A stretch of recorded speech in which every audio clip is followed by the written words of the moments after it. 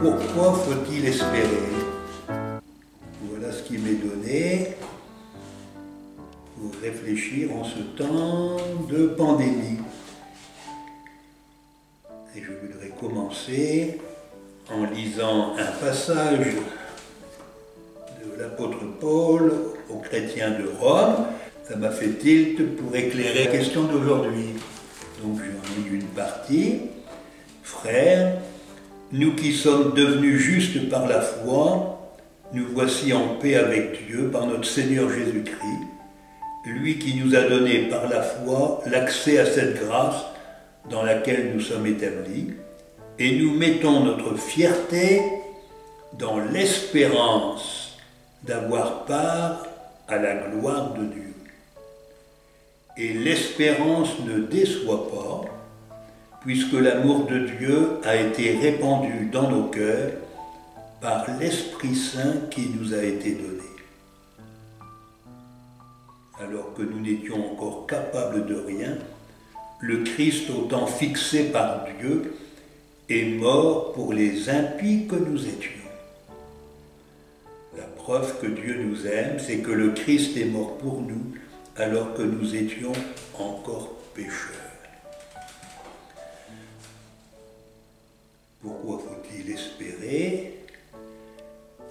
Ne pas espérer, ça serait aller contre l'affirmation de Paul, puisqu'il nous dit que l'Esprit Saint nous a été acquis, donné, qu'il est répandu dans nos cœurs. Pourquoi faut-il espérer? À la fois parce que le Seigneur notre Dieu nous a fait promesse de nous accompagner, de nous réunir pour constituer sa famille. Dieu, quand il fait promesse, il tient promesse. Il nous a promis de nous accompagner tous les jours de notre vie. Il a choisi de faire alliance pour que nous soyons son peuple, pour que dans nos cœurs il y ait cette lumière qu'un avenir nous est offert. On trouve aussi dans l'Écriture cette affirmation: « Je t'ai appelé par ton nom, tu comptes beaucoup à mes yeux. » Et puis aussi le psaume 22, « Le Seigneur est mon berger. »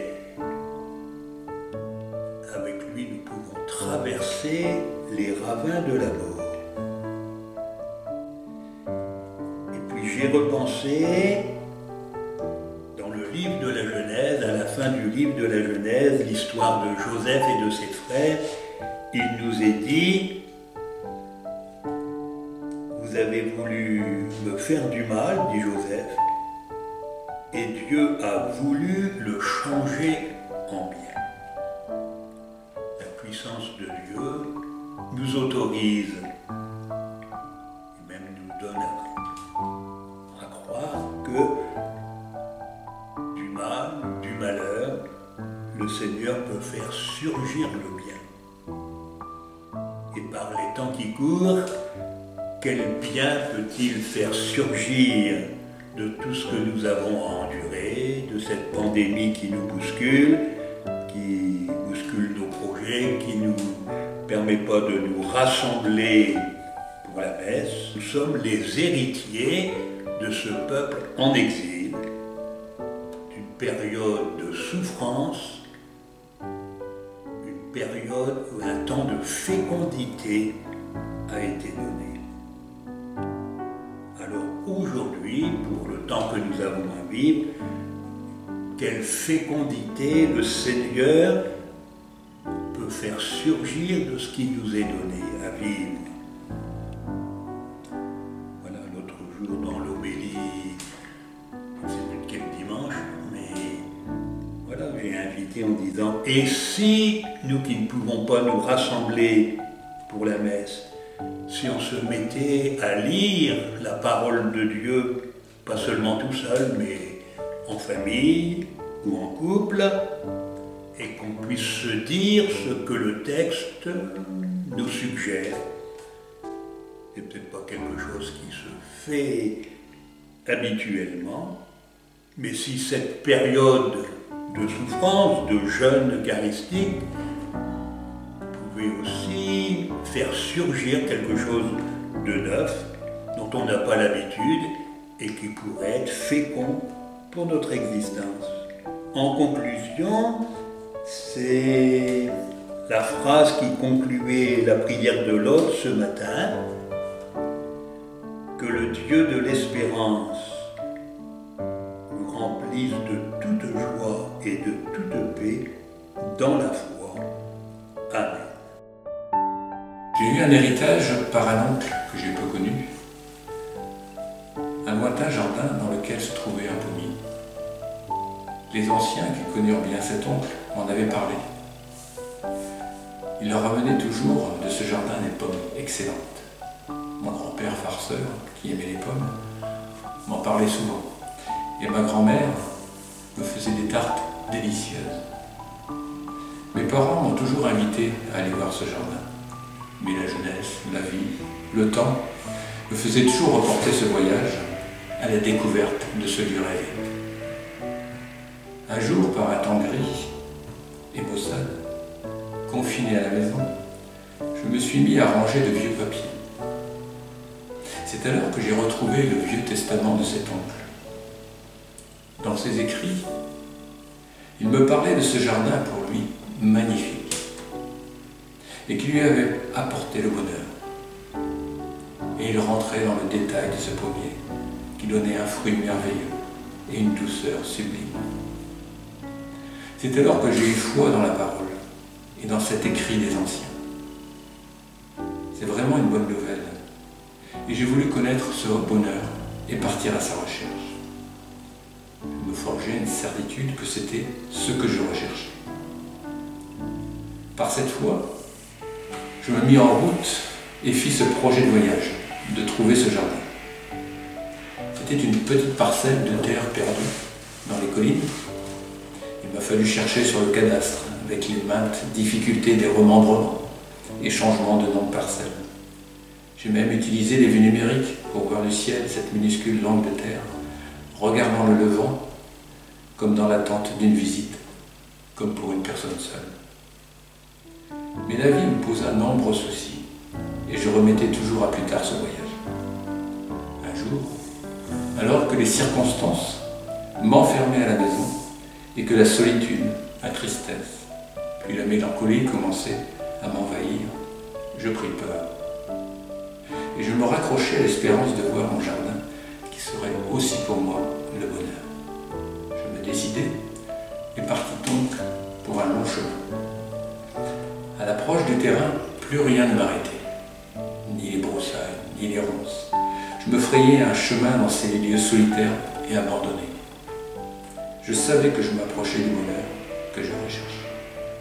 Enfin, épuisé par la marche et ses difficultés, je ressentais une joie de plus en plus profonde à l'approche de mon trésor. C'est alors que je découvrais cette perle de verdure, ces arbres et ce pommier que je reconnus facilement au milieu du jardin et qui me semblait m'attendre dans un éclat de couleur et de fraîcheur, comme pour me faire oublier toutes les épreuves pour y arriver à ce but. C'était par une belle journée d'automne, toute douce, tiède, avec un soleil qui veut vous donner généreux ses derniers rayons avant le sombre hiver, dans une palette de couleurs qui vous réchauffe le cœur. Je vis l'arbre.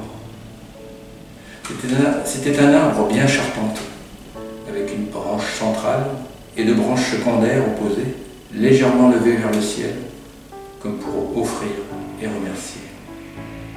Il semblait m'inviter à cueillir ses fruits, comme on partage pour glorifier la création. C'étaient des pommes de taille, ni trop grosses, ni trop petites. Sa peau était comme un manteau pourpre, couverte d'une multitude de petites taches qui ressemblaient à des étoiles. En levant les yeux, je cueillis une pomme et pour la première fois, savourai la première bouchée. Sous la peau, je découvris comme de petits vaisseaux couleur de sang. Elle était si particulière. J'en avais jamais connu de pareille. Mes derniers souvenirs de pommes de ce monde étaient des saveurs fades, sans goût, qui ne montraient qu'une apparence et qu'une façade. Cette pomme était vraiment l'image d'un bonheur, et tous mes souvenirs d'enfance me remontaient. Et je comprenais la vérité de ce que m'avaient dit sur ce jardin et sur cet arbre tous les anciens. J'étais tellement heureux que moi aussi, je voulais partager mon bonheur au travers de ces fruits. Je cueillais alors de pleines cagettes de fruits pour les donner à tous ceux que j'avais quittés et qu'il me tardait de revoir pour partager autour d'un repas ma joie. À vous, il m'est donné de vous expliquer mon histoire. Eh bien, l'annonce de ce jardin, c'est une bonne nouvelle qui m'est donnée, que je reçois, et je suis libre d'y croire. C'est la foi annoncée du royaume de Dieu. Ensuite, ta volonté tendue vers la recherche de cette vérité est un chemin d'espérance qui te fait avancer. Et lorsque tu as trouvé ce qui est pour toi le bonheur et l'annoncer, tu veux le partager. C'est la charité que tu cultives. Les trois vertus théologales sont unies et nécessaires à tout ouvrier qui veut participer à la construction du royaume de Dieu. Vous tous qui m'avez écouté, cherchez en vous votre jardin en vérité. Et vous le trouverez pour votre bonheur que Dieu veut vous donner.